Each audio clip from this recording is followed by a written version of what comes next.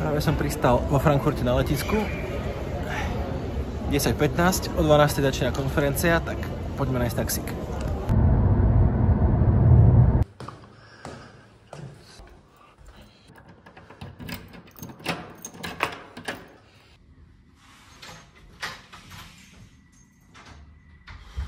(11:06) a ja si musím ísť zabehať.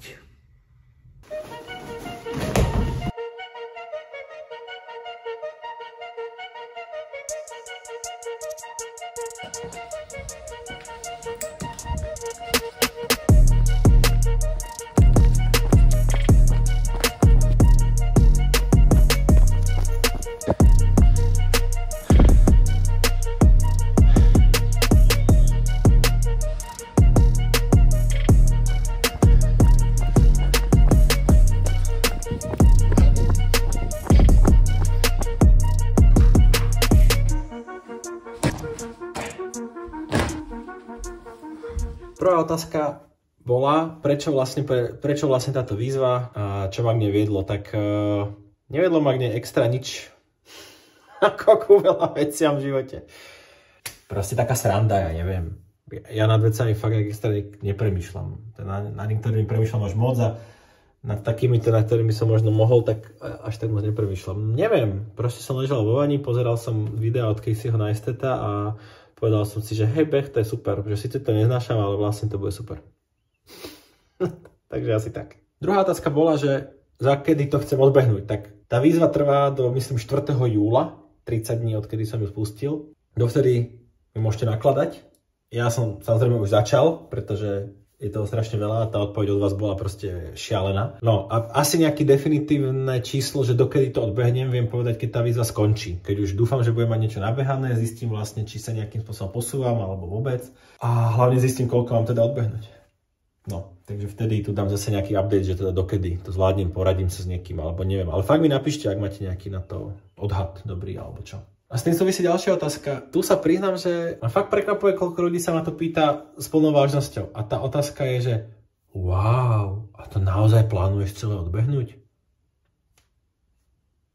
Ja neviem, čo mám na to povedať. No samozrejme, že to plánujem celé odbehnúť. Akože vy by ste dali tú výzvu a potom ste ju neodbehli. Neviem, áno. Čiže áno, plánujem to celé odbehnúť, samozrejme. Odbehnem toľko, koľko mi naložíte za každé 1 euro, ktoré do tejto výzvy prispiejete, tak odbehnem 1 kilometr.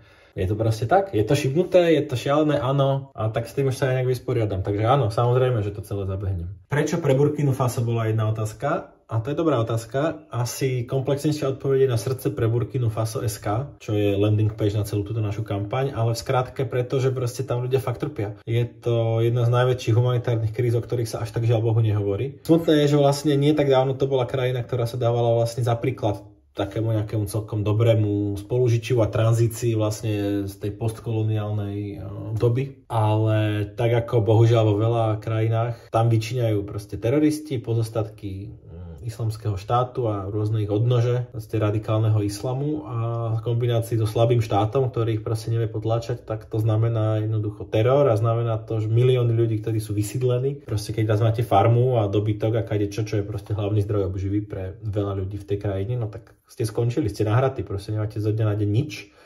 A naozaj kopa ľudí hľaduje, nemá prácu, sú proste traumatizovaní. Srdce pre Burkina Faso SK, tam to je komplexnejšie rozpísané. Aké sú sankcie v prípade nedodržania podmienok? Ja neviem. Žiadne, lebo samozrejme, že to dodržím. Ale môžem mi nejakú vymyslieť. Začalo, poďme na konferenciu. No, sme tu. Tu budem najbližšie 3 dní.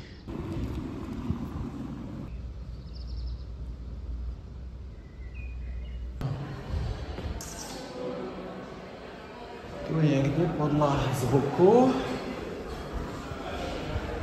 mali byť kolegovia a čo ešte dôležitejšie, mal by ten deň obed. Hello! Á, tu sú.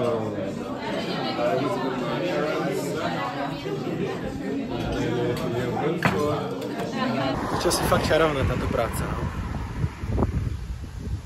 To naozaj asi. Ja neviem, proste neviem, či v nejakej inej práci fakt môže človek takto stretnúť kolegov z Chile, z Austrálie, z Ameriky, z Kanady, z Brazílie, z Kolumbie, z Mexika a zvyšné krajiny si nespomínam len preto, že neviem, lebo ich je proste strašne veľa. A vlastne všetci pracujeme na tom istom, robíme to isté, cítime to isté. Neuveriteľné, fakt. No je to čarovné, dobre, idem bežať pomedzi kvapky. Už som to nemal nahrávať, lebo už mám 37 videí z dneška, ktoré musím postrihať a ešte musím ísť spať, ale konečne mi vlastne napadla jedna vec, ktorú som si nenahral, lebo jak má človek chodiť s kamerou furt a nahrávať si všetky konverzácie, to je asi kravina.